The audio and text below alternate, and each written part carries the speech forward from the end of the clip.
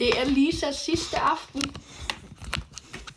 Så det betyder, at hun skal have en gourmet middagsmad. I hvert fald noget flottere, end hvad vi plejer. Om det er godt for hunden, jeg er pisse ligeglad. Om hun kan lide det? Ja. Om jeg har tænkt mig at give en chokolade? Nej. Noget af det, Lisa hun elsker allermest, det er leverpostej. Og det her, det er sådan en rigtig Bornholm leverpostej. Det er i hvert fald noget mere fancy end den der fra Rema. Sådan der. Hun kigger allerede. Og så har vi sådan noget her, det minder meget om tepøls. Det er egentlig bare noget kød, svinekød-agtigt. Og det vil hun rigtig gerne have. Jeg tænker, at jeg lige vil proppe oven på toppen, sådan her. Ja. Så har vi nogle af dem her. Den kan vi sådan stikke i rundt omkring. Ja.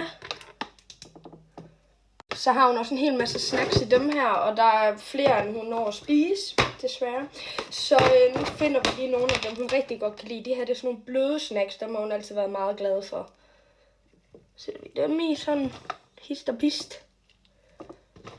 Og små hjerter. Jeg skal godt nok vaske fingre efter det her.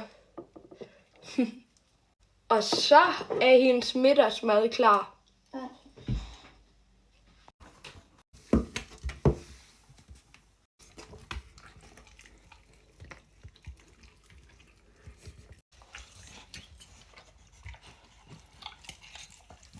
Det så lidt farligt ud, men der er styr på det.